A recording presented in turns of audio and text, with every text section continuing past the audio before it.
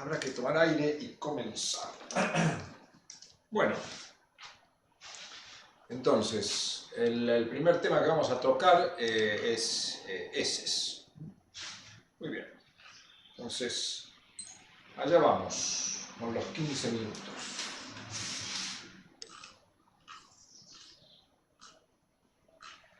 Heces o materia fecal es el producto, digamos, de eliminación por el tubo digestivo y está compuesto básicamente por agua y compuestos químicos que no han podido ser digeridos y o absorbidos por la mucosa intestinal. Y también está compuesto en parte por productos generados por la flora intestinal y por producto de descamación de la mucosa de todo el tubo digestivo, básicamente.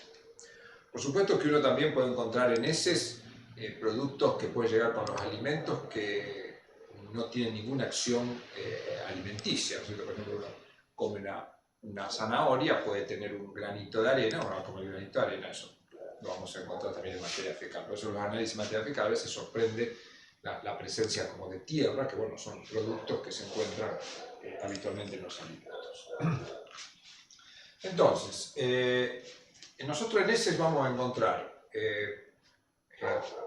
compuestos habituales, normales, y vamos a encontrar compuestos que son anormales y que se van a asociar a patologías. Si bien en primer año no vemos patología, podemos ir razonando qué es lo que vamos a encontrar. Entonces, vamos a ver primero las cuestiones normales.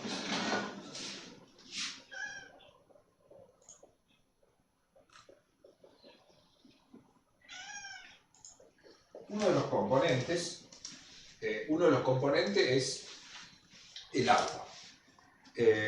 La cantidad de agua presente en materia fecal obviamente es variable, depende del tipo de alimento que yo como, de la cantidad de agua que yo como, del grado de deshidratación o hidratación del individuo y obviamente características genéticas de capacidad de absorber agua.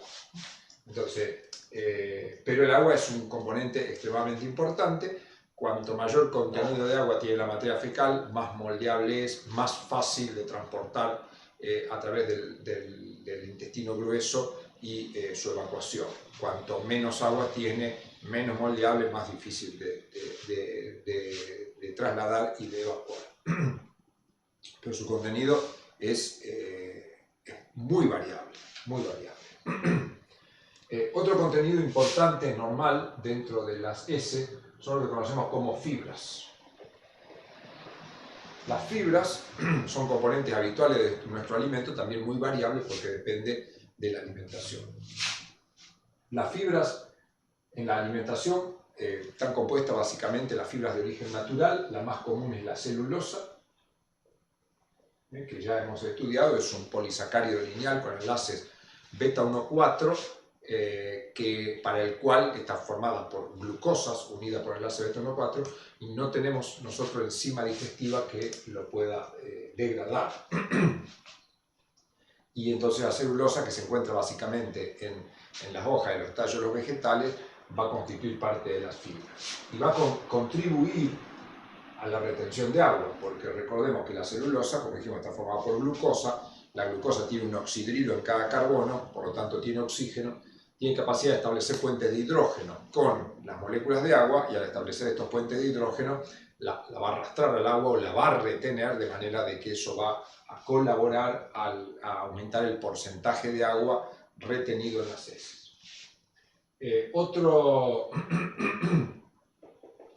Otra fibra importante es la lignina, que también no tenemos enzima, y es una estructura tremendamente compleja, formada por núcleos aromáticos con gran cantidad de grupos que contienen oxígeno y que forman en general parte de las paredes de las células vegetales, junto con la celulosa. Su estructura química es imposible de describir, pero bueno, constituye parte de las fibras. Y la otra son las pectinas, también son fibras de origen vegetal que son de estructuras hidrocarbonadas, o sea, sí, son carbohidratos, pero complejos, similares a lo que son los glicosaminoglicanos en los humanos. O sea, están formados en general por cadenas lineales de monosacáridos, pero que se encuentran modificados con grupos ácidos o grupos básicos. La pectina tiene una gran capacidad de retención de agua y forman en general estructuras de tipo geles. Por lo tanto, bueno, esos son componentes normales, por supuesto dependientes, todo dependiente de la alimentación. Es decir, hay personas que comen nada de fibra, hay personas que comen muchísima fibra, pero bueno, asociamos que la presencia de fibra está relacionado a la ingesta de alimentos de origen vegetal. Después podemos tener, como dijimos, residuos o células provenientes de la flora intestinal. Y podemos tener algunos compuestos, como por ejemplo los derivados del catabolismo de la hemoglobina.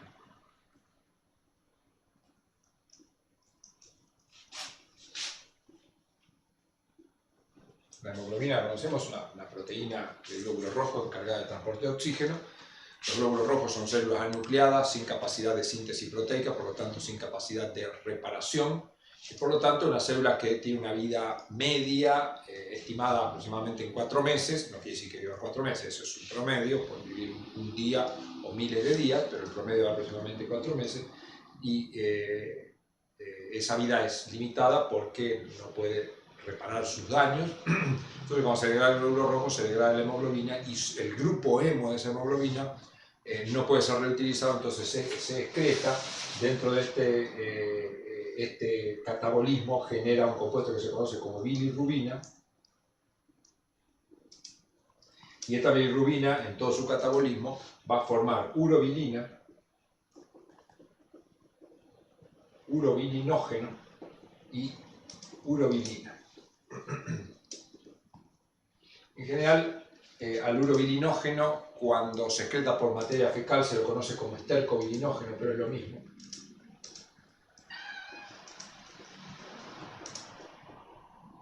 O estercobilina.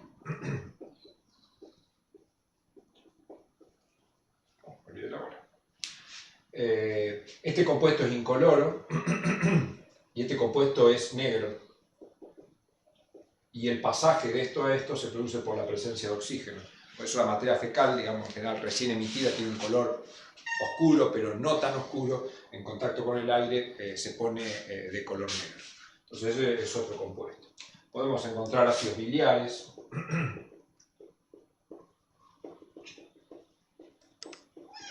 y no mucho más dentro de las cosas normales. Por supuesto vamos a encontrar electrolitos. Ahora vamos a ver dentro de las cosas que puede haber anormales, y entre las cosas anormales voy a encontrar productos relacionados a alguna patología asociada a los procesos de digestión. Por ejemplo, si yo tengo un déficit de amilasa salival o pancreática, es probable que en materia fecal encuentre almidón. Es común en el déficit, cuando se hace un análisis de materia fecal, se hace un análisis microscópico, y es común que cuando hay un déficit de amilasa, lo que uno observe son células de papa con contenido de almidón, si la persona come papa, por supuesto. Entonces el almidón es fácil de detectar porque ante el agregado de yodo se pone color azul. Entonces, en una persona normal no voy a encontrar almidón porque las enzimas que lo hidrolizan son extremadamente abundantes, pero ante un déficit de amilasa tendría ese problema. Otro problema es lo que se conoce como acloridria. La cloridria, o disminución de la producción de ácido clorhídrico, lo que produce en general es que a nivel del estómago, que nosotros tenemos que tener un pH ácido para la correcta denaturalización y posterior digestión de la proteína, acá no va a ocurrir. Entonces, en materia fecal, lo que voy a hallar son proteínas, sin degradar porque no tiene este proceso. En general, en un análisis de materia fecal, a nivel microscópico, lo que se van a observar son fibras musculares. Nosotros, a nivel microscópico, sabemos que la fibra muscular presenta un estriado debido a esas estructuras que son sarcómeros, aún al microscopio óptico, ¿no es cierto? Después el microscopio electrónico tenemos más detalles, pero al microscopio óptico se van a ver fibras alargadas que tienen esas estrías. Entonces la presencia de fibras musculares en general a nivel de la materia fecal se puede asociar a acloridria o al déficit de alguna enzima de alguna proteasa.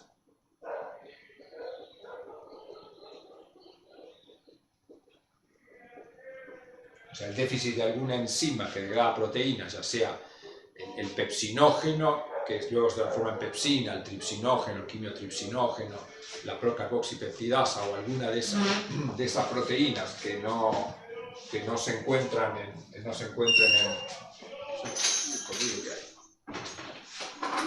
el déficit de alguna enzima que degrada proteína, también va a llevar a la aparición de proteínas en orina. Muy bien. Entonces, es fácil razonar, aunque no estudiemos patología, es fácil razonar qué es lo que vamos a encontrar. Después tenemos el déficit de lipasa. El déficit de lipasa o el déficit de alguna de las enzimas que trabajan junto con la lipasa, que también se presenta el mismo cuadro si yo tengo un déficit de la producción de ácido biliario.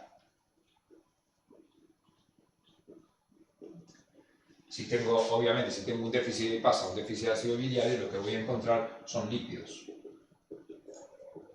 que habitualmente no debería encontrar. Entonces, esas son las principales alteraciones que voy a encontrar en condiciones anormales. Lo que también yo puedo encontrar son algunos productos anormales como consecuencia, por supuesto, de estudios de diagnóstico. Por ejemplo, cuando se hace una radiografía por contraste, con contraste,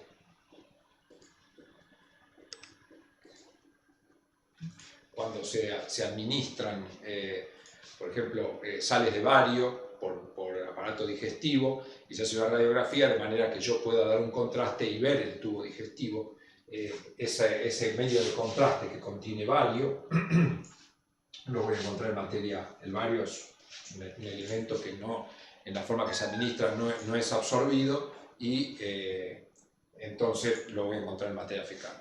Entonces esos son, digamos, productos que puedo encontrar como consecuencia de diagnóstico, que no es el único, por supuesto. Bueno, muy bien. A ver si nos quedó alguna cosa que tratar. Sí, alguna cosa interesante acá. Con respecto cuando hablaba en general, de estos derivados, en general los voy a encontrar como estercobilina y estercobilinógeno, pero cuando se excretan conjugados con ácido glucurónico y con ácido glucurónico y sulfato. Y ahí hay procesos enzimáticos que lo desconjugan, por supuesto, alguna alteración en los microorganismos que desconjugan pueden llevar a la aparición de ese tipo de compuestos derivados de ácido glucurónico. Y después también las alteraciones que podemos encontrar muchas veces se debe, por ejemplo, a la administración de antibióticos, puede producir alteraciones en la flora intestinal, y al producir alteraciones en la flora intestinal puede ocurrir que algunos compuestos que degradaban la flora intestinal yo los encuentre en materia fecal. Dentro de otros déficits que tenemos, vamos a tener, por ejemplo, los déficits que es bastante común, el déficit de lactasa, ¿no es cierto? Es conocido que con el transcurso de los años, en la edad adulta, hay una disminución de la expresión de la lactasa intestinal que degrada a este disacárido. Entonces uno esperaría, haciendo este mismo razonamiento, que en materia fecal uno encontraría lactosa. Sin embargo, en general no encuentro lactosa, porque esa lactosa es fácilmente degradada por la flora intestinal.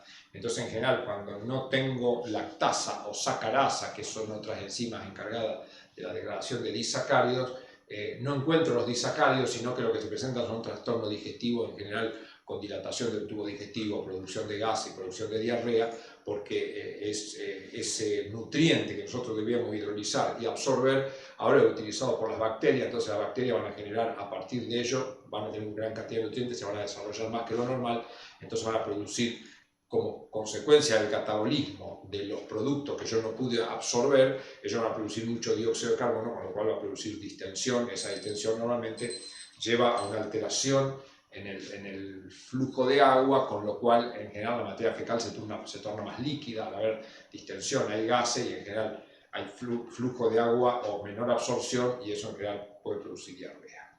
Bueno, ahí estamos en tiempo, 15 minutos. Así que bueno, vamos a ver qué tenemos acá. Entonces este es el primer tema. Bueno.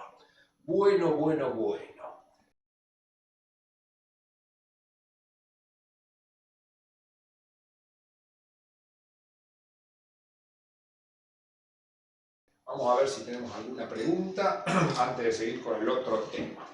Pero bueno, como lo razonamos acá, la parte de heces la puedo razonar completamente si estudié los procesos digestivos. Eso es extremadamente importante. Muy bien, vamos a ver si hay alguna pregunta de esto o algo relacionado. Muy bien. Después el tema que tenemos es el tema de las leyes de la alimentación y leyes de Escudero. Así que bueno, vamos a ver si hay alguna duda. Sí, muy bien, muy bien. Vamos a ir borrando el pizarrón.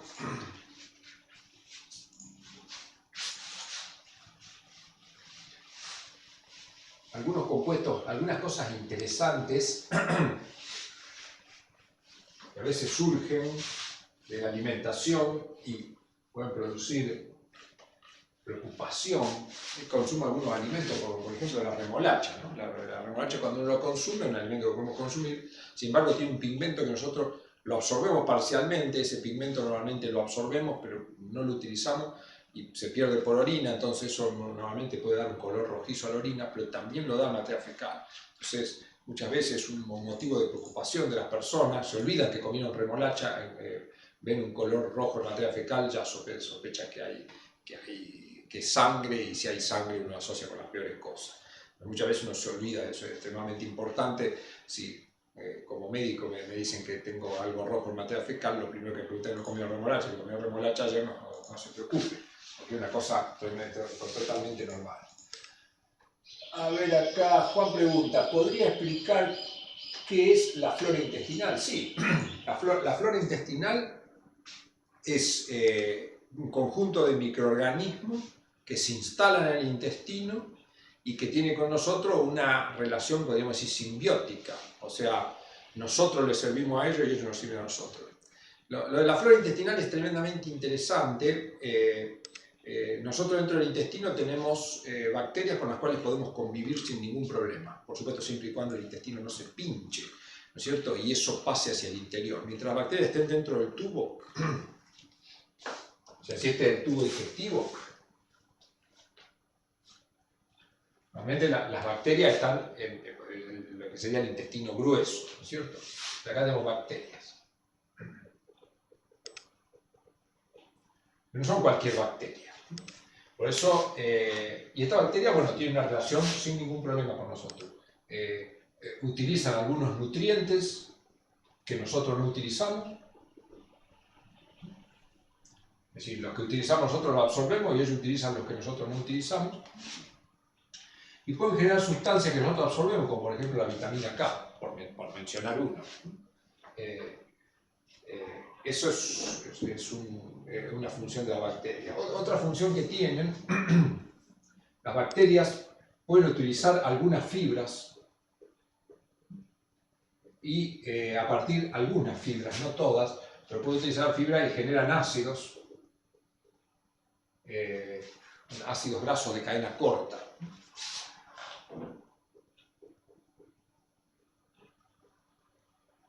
De cadena corta, que por supuesto contribuyen a un descenso del pH, y Estos ácidos grasos, este descenso de pH, estimula que se absorba calcio. Entonces, es una función también interesante de las bacterias. Dentro de esas bacterias, como yo les decía, hay bacterias tremendamente patógenas. Por ejemplo, la Escherichia coli, o las que conocemos todas en enterobacterias. Esa enterobacteria, si yo por materia fecal pueden contaminar el agua, es habitual. Si yo tomo esa agua es tremendamente tóxico para mí. ¿Y cómo es esto? Claro, porque digamos, las bacterias están desde una parte del aparato digestivo en adelante, no tengo ningún inconveniente. Ahora, si esas bacterias ingresan nuevamente por el aparato digestivo, seguramente van a traer problemas, porque el aparato digestivo no está preparado para trabajar con ella en sus primeros tramos, especialmente en lo que es la primera parte del intestino delgado. Otra cosa interesante de esto es que si se produce un orificio por alguna causa, estas bacterias pueden salir a la cavidad peritoneal y producir una diseminación en nuestro organismo, producir la muerte de una manera tremenda si no se trata adecuadamente. Entonces, esas bacterias mientras estén ahí, vamos bien. Entonces, hay situaciones en las cuales puede haber una perforación del intestino, ya sea por una acción traumática o por una cuestión natural, por ejemplo, que sea divertículo o cosas por el estilo, puede llevar a perforación. Y una cosa interesante respecto a la flora intestinal es que muchas veces nosotros tomamos antibióticos. ¿El antibiótico qué es? El antibiótico es una molécula que tiene la particularidad de interferir en la síntesis proteica y por lo tanto el crecimiento de las bacterias. Entonces, cuando yo tomo antibióticos, especialmente de manera indiscriminada, a veces lo tengo que tomar obligatoriamente, porque puedo tener el antibiótico, yo lo ingiero para que este antibiótico pase a la sangre y de alguna manera inhiba las bacterias que puedan estar produciéndome alguna infección en algún lado. Pero no es inocuo eso, este antibiótico también van a actuar sobre estas bacterias y pueden afectarme la flora intestinal y por lo tanto producirme desequilibrio en esto. Por eso, digamos, hay alimentos que de alguna manera pueden restablecer esas bacterias y dentro de los alimentos tenemos dos categorías, lo que conocemos como probióticos y los prebióticos. Los probióticos, ¿qué son? Son organismos, microorganismos, que yo puedo tener en los alimentos y los adiciono y eso colabora, si tiene la capacidad de llegar hasta el sitio, colabora al establecimiento de una flora intestinal mejor. Un ejemplo clásico que nosotros trabajamos en el laboratorio hace un tiempo es un conjunto de microorganismos que se llama kefir. El kefir es un conjunto de microorganismos que tiene eucariotas como levaduras y lactobacilos. Entonces esos microorganismos colaboran a que se establezca una flora intestinal más amigable con el humano. Y bueno, yendo a nombres comerciales, por ejemplo, bueno, hay varios en el mercado, Actimel es uno de ellos. Actimel es un producto que contiene lactobacilos, parecido a lo del kefir. Los probióticos. Y los prebióticos son moléculas que colaboran para que se desarrolle una flora adecuada. O sea, esto favorece el desarrollo de la flora. Entonces, dentro de esto hay muchos, los más conocidos en este momento se conocen como GOS-FOS. GOS-FOS son fibras, que se conocen también como fibras solubles. GOS son las siglas de galacto, oligosacáridos. Y estos son las siglas de fructo, oligosacáridos. Los oligosacáridos sabemos son uniones de varios monosacáridos. Bueno, cuando esos varios monosacáridos están formados por galactosa se llaman GOS y cuando están formados por fructosa se llaman FOS. Eso hay muchas leches que traen agregado GOS-FOS. Bueno, se le da propiedades milagrosas, nada es milagroso, puede ser un poquito mejor o por lo menos no malo. Yo, digamos, puedo vivir sin GOS-FOS tranquilamente, pero bueno, hay bastante. Entonces, bueno, probióticos y prebióticos están en general relacionados a la flora intestinal. Así, eso es. Hernán pregunta, ¿las heces arrastran agua debido a la presencia de fibra? Sí, la fibra es uno de los elementos que permite retener agua. Como yo decía, la fibra es una estructura, lo mismo estos GOS-FOS, son moléculas enlazadas por enlace glucosídico que tienen gran cantidad de oxidrilos. Entonces, al tener gran cantidad de oxidrilos, pueden establecer puentes de hidrógeno con moléculas de agua, y de esa manera forman estructuras hidratadas que retienen el agua. O sea, el agua no queda en un lugar porque sí sola, queda por esta unidad de agua.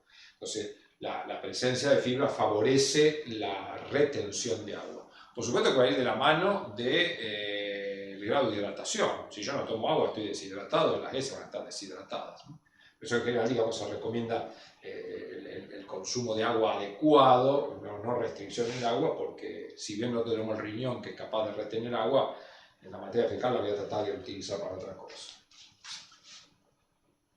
Emilia dice, si abusas mucho, por ejemplo, de los laxantes, puede llegar a destruir toda la flora intestinal. No lo sé, no lo sé.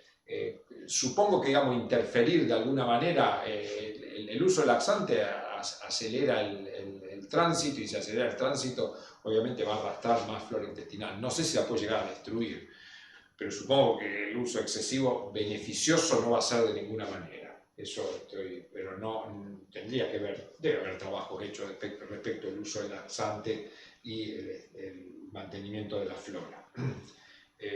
La flora intestinal es interesante. La cantidad de células que constituye la flora intestinal es mucho más grande que la cantidad de células que constituye todo nuestro organismo.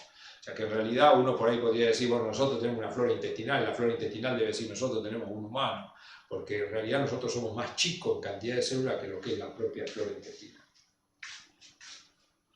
Priscila, ¿el mal olor presente en las heces a qué compuesto se debe? Bueno, es una buena pregunta.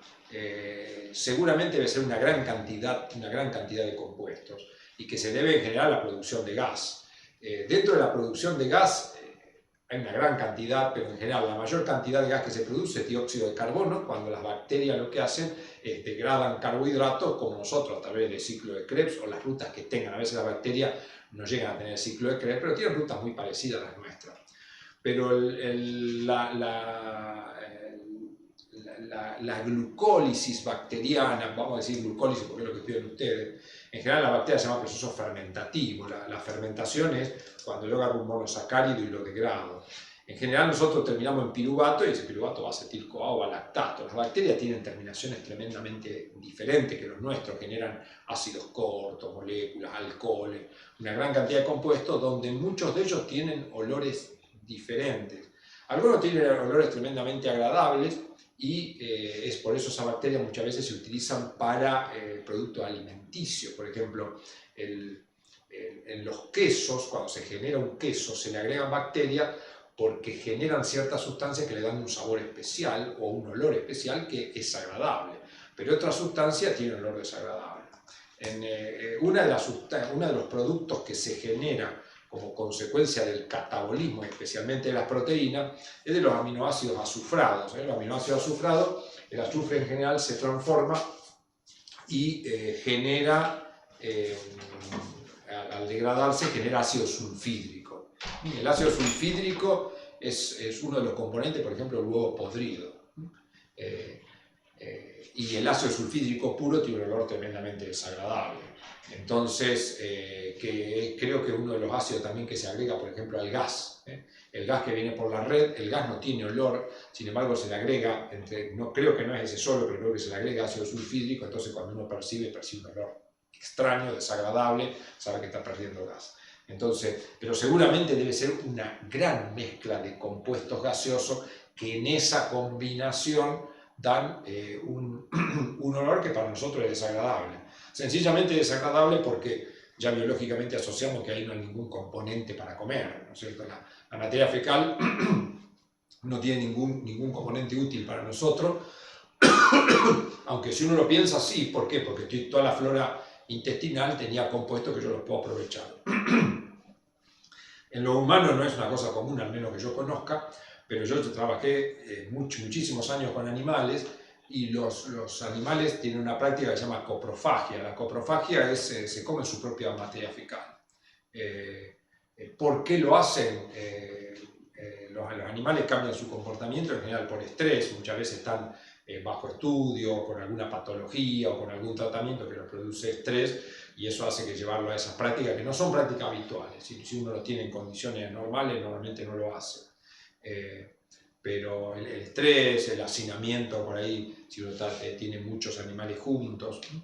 Sin embargo, bueno, también la coprofagia es común en el reino animal. Por ejemplo, yo tengo perro y gato, es común que los perros se coman la materia fecal de los gatos. Entonces, cuando uno lee por qué es eso, bueno, es una cuestión de territorio. También la materia fecal, los olores y la orina igual, le permite a las especies marcar territorios. Entonces, bueno, en esa lucha por el territorio, los perros se comen la materia fecal para que el gato no le robe territorio y orinan. Entonces, bueno, son prácticas que por ahí en el humano nos resultan raras, pero no sabemos si no existen. Y después también la coprofagia se produce, por ejemplo, en las hembras. Cuando las hembras tienen cría, normalmente se comen la materia fecal de las crías para que no haya olor y eso atraiga presas que la quieran atrapar. Entonces, bueno, es más que interesante. Una cosa también interesante, si hay alguna pregunta antes que yo me enganche, acá Hernán dice, ¿el abuso del consumo de probióticos y prebióticos puede generar sobrepoblación de la flora intestinal? No conozco. Con los probióticos supongo que no. Es decir, cuando uno consume probióticos, yo soy un adicto al kefir, lo estoy estudiando en la facultad porque durante años lo consumí, un día digo, bueno, ¿qué estoy consumiendo? Y no sé qué es lo que estoy consumiendo. Nos pusimos a estudiar y descubrimos cosas tremendamente importantes. Yo el kefir le pongo leche con kefir a las ensaladas, tomo jugo con kefir, o sea, el consumo, nunca he tenido problemas, es más, cuanto más consumo, es como que me siento mejor y el aparato digestivo funciona mejor. Pero eso no descarta que si uno dice, bueno, toda mi vida es probiótica, por ahí termino teniendo problemas. Sabemos que los extremos nunca son buenos. Con los prebióticos sí podría, estimo que sí, porque como el prebiótico es un alimentador de la flora, podría llevar a que se administren muchos prebióticos, a lo mejor esa flora se superpoble más que lo normal. Pero habría que ver si hay experiencias de eso que lo avalen. Lo que yo estoy diciendo es una hipótesis. Es decir, si yo le doy más de comer, es probable que se desarrolle más. Pero no tengo experiencia en eso como para decirle si sí o si no. Delfina dice, ¿por qué se da el estreñimiento? ¿Puede ser una de las causas poco consumo de agua? Sí, el estreñimiento en general es la escasa formación de heces o la gran deshidratación de estas. Por supuesto que puede haber patologías en las cuales haya un déficit en el movimiento a nivel de los plexos que producen el movimiento peristáltico y de impulso. Pero en general, sí, el bajo consumo de agua que colabora a eso y no tanto el bajo consumo de agua, sino el bajo consumo de fibra. Porque, digamos, yo puedo consumir mucha agua, el agua se absorbe y sigo teniendo estreñimiento. Entonces, en general, las personas que tienen estreñimiento, lo que uno intenta hacer es elevar la cantidad de fibras. Al elevar la fibra alimenticia tiene por un lado la ventaja que si uno tiene que controlar el peso es más fácil de controlar porque eso no aporta, si bien tiene kilocalorías, yo no las puedo aprovechar porque no las puedo hidrolizar y por el otro lado favorece el tránsito intestinal. Eso es una solución mágica que yo no sé por qué hay tantos laxantes, porque realmente la solución para el tránsito intestinal con encontrar la cantidad adecuada de fibra, ¿no es cierto? Cada persona necesitará una cantidad de fibra, pero eso es un experimento sencillo que puede hacer cada paciente. Uno le puede decir, bueno, mire, para mañana que coma 10 hojas de radicheta y fíjese cómo anda. ¿Mejoró? No, bueno, coma 20 hojas de radicheta, coma 30 hasta que encuentre. Entonces uno puede hacer una experiencia con cada paciente y establecer la forma que lo tiene que hacer, ver si le conviene comer fibra a la mañana y a la noche o comer una sola vez por día. Es como que hay un aprendizaje, cada aparato digestivo depende del genoma, pero digamos, el estreñimiento va a ir de la mano de la falta de agua, pero la falta de agua va a ir fundamentalmente de la mano del tipo de alimentación. Si yo tengo una alimentación como es mucha alimentación en Argentina, por ahí tenemos comunidades que basan toda su alimentación en harinas, pastas, pan, ¿no es cierto? Otros todos en carne. Ni la carne ni las harinas tienen gran cantidad de fibra, entonces estamos condenados a tener un tránsito digestivo que no es el adecuado. Entonces, bueno, eso en general lo tengo que hacer consumiendo verduras, frutas que tienen una gran cantidad de fibra, tipo peptino, lignina. O sea, es una solución extremadamente sencilla, ¿cierto? Ahora, llama la atención que, por ejemplo, por televisión hay tantas propagandas de sustancias laxantes, como el picolinato de sodio, que no me acuerdo en este momento qué efecto tiene, pero son sustancias, son fármacos que actúan sobre algún mecanismo de transporte para que se produzca acumulación de agua. Entonces, sería más o menos lo mismo que contra el cólera. El cólera, básicamente, el cólera produce una gran diarrea y nos podemos morir por deshidratación, porque genera una toxina que frena la acción de la dinilato ciclasa, que produce AMP cíclico, y de ahí desencadena ciertas cosas para la absorción de agua. Entonces, la toxina colérica lo que hace es eso, frena ese proceso, no puede absorber agua.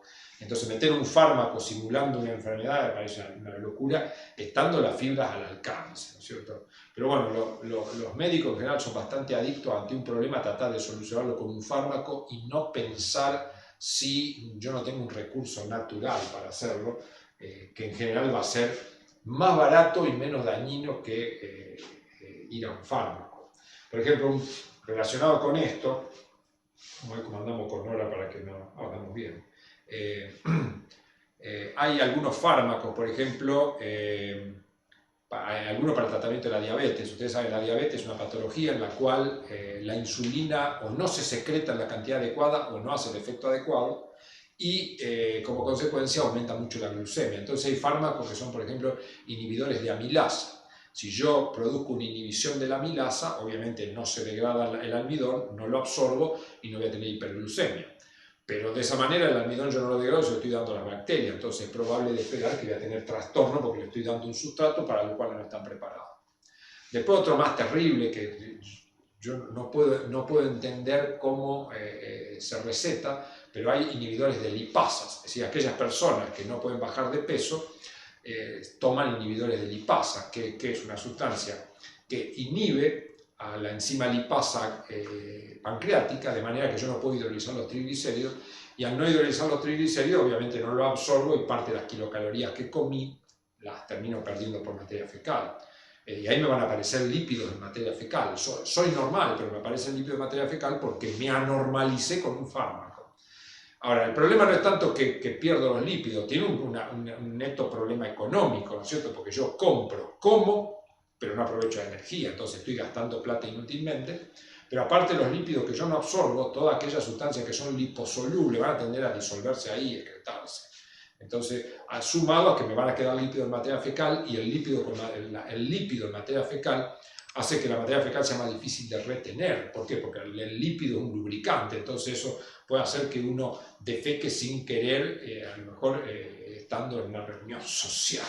Entonces, bueno, la dosificación de esos fármacos, entonces, bueno, los médicos deberían ser muy cuidadosos en eso, pero en realidad no lo son. Tengo un amigo que es médico que está excedido de peso y toma inhibidor de lipasa. Digo, ¿cómo puede ser que un médico que excedido de peso, sabiendo de las neuronas que controlan el apetito y las demás cosas, tenga que recurrir a un inhibidor de lipasa? Pero bueno, siempre buscamos la solución fácil, ¿no es cierto? Y dice, no me prive de comida, quiero seguir comiendo todo lo que pueda, y vamos a ver cómo solucionamos el problema. Y si eso trae algún problema, ya veremos cómo solucionarlo. Es bastante común eso que ocurre. Pilar dice, ¿cómo es el proceso mediante el que las bacterias de la flora generan flatulencias? ¿Hay alguna razón para que las generen? Bueno, la flatulencia es la generación de gases, y la generación de gases la hacen a través de los procesos metabólicos. Es decir, el proceso, la bacteria utiliza lo que yo no absorbí, ¿y qué hace de eso? Y hace rutas parecidas a la glucólisis, a la descarboxilación oxidativa y al ciclo de Krebs. Digo parecidas porque no son iguales, son muy variadas, pero en ese proceso, ¿qué hacen? Ellos tienen que obtener NADH y FADH o lo que tengan que hacer. Yo no conozco, estudié hace casi 40 años el metabolismo bacteriano, no lo estudié más. El metabolismo bacteriano es todo un mundo aparte, ¿no es cierto? Pero en ese proceso de obtención de energía a partir de los nutrientes, lo mismo que nosotros, ¿qué hacemos? Le vamos sacando electrones a la sustancia y vamos oxidando los carbonos hasta el dióxido de carbono. Entonces el dióxido de carbono es el que van liberando y es el que produce la acumulación de gases, y que, como decíamos recién, esos gases, de acuerdo al tipo de metabolismo, pueden tener diferentes olores por los gases que se generan. Ese es el proceso. Una cosa interesante, antes que nos vayamos de esto, me llamó muchísimo la atención, es relacionar esto con la leche materna. Hay algo realmente muy interesante. En la leche materna, ¿por qué lo pongo acá? Porque es interesante esto. Ustedes saben que la leche materna tiene triacilglicéridos, muchos de ellos con una cantidad de ácidos grasos poliinsaturados importante, porque son necesarios durante el proceso de crecimiento y desarrollo del lactante. Proteínas de alto valor, porque aportan todos los aminoácidos para que el bebé no le falte nada. Y después tienen carbohidratos. Dentro de los carbohidratos sabemos que tiene lactosa, que esa lactosa, el bebé en el duodeno tiene lactasa, la degrada, incorpora la galactosa y la glucosa para la obtención de energía. Sin embargo, dentro de los carbohidratos hay oligosacáridos. Los oligosacáridos, ¿qué son? Son moléculas de glúcidos que están combinados entre sí, muchas veces ramificados, son cosas así que tienen ramificaciones. Cada uno de estos sería un monosacárido. Y estos son enlaces de diferentes tipos, alfa 1,3, alfa 1,4, beta 1,6, de diferentes tipos de enlaces. Lo que sorprendió a los investigadores cuando encontraron estos carbohidratos es que en el bebé no hay ninguna enzima que corte esto. Entonces eso es una cosa realmente llamativa. Uno dice, qué raro que la evolución haya puesto en la glándula mamaria la capacidad de sintetizar un oligosacárido que no le sirve para nada para el bebé. Sin embargo, cuando el bebé nace, su aparato digestivo es estéril, no tiene bacterias. Entonces tiene que formar la flora intestinal. Entonces se demostró que estos enlaces pueden ser atacados por bacterias que son justamente las beneficiosas y no son atacados por las bacterias que podrían ser patógenos para el bebé. Entonces, esos oligosacáridos de la dieta no tienen función energética para el bebé, sino que tienen función energética para bacterias, pero permiten hacer una selección positiva de las bacterias beneficiosas y excluir las bacterias patógenas. O sea, aquellas bacterias que podrían ser no beneficiosas para el bebé no tienen enzima para romper estos enlaces. Entonces ese es un tema que me fascinó cuando lo encontré leyendo. No son descubrimientos de los últimos años, son descubrimientos de muchos años atrás. Y me llamó muchísimo la atención, o sea, lo que es el proceso de evolución, ¿no? Y lo que es la calidad de la leche materna, o sea, la leche materna lleva un prebiótico ya sintetizado que permite en el bebé crear una flora intestinal normal. Entonces ahí siempre cuando discutimos la leche materna y la leche de vaca es lo mismo. Y yo no sé si los oligosacáridos que seguramente también tenga la leche de vaca, si tendrán los mismos enlaces que esto, porque a lo mejor la leche de vaca tiene un enlace distinto y en vez de favorecer la ubicación de bacterias beneficiosas, beneficia la ubicación de alguna bacteria patógena en nuestro aparato digestivo, o no beneficia a ninguno de los dos, beneficia a los dos. Entonces, eso me pareció fascinante y bueno, supongo que con los años, con el avance de la tecnología, la capacidad diagnóstica, la capacidad de análisis, en la leche materna vamos a encontrar cosas muchísimo más fabulosas. Bueno, muy bien. 8:46, no parece haber más ninguna pregunta de esto. Tengo que seguir ahora, ya me olvidé. Ah, con Reyes Escudero. Bueno, muy bien. Pero como ven, ese es un tema razonable y bueno, eso van a ir viendo a lo largo de la carrera. A medida que uno avanza en la carrera, cada vez tiene que estudiar menos y pensar más, porque lo que tiene que estudiar normalmente lo deduce a partir de lo anterior. Si lo anterior lo incorporó adecuadamente, no si lo memorizó, si lo incorporó, simplemente que yo me acuerde que algo existe, voy y lo busco. Entonces, voy y lo busco, pero eso es lo que uno tiene que ir teniendo, el recuerdo de las cosas que estudio. Por supuesto, si me acuerdo sin tener que buscarlo, es mucho mejor. Pero prácticamente es todo deducible y probablemente cuando ustedes se pongan a pensar se les van a ocurrir cosas que yo no traté acá, porque en materia fiscal vamos a encontrar muchísimas más cosas.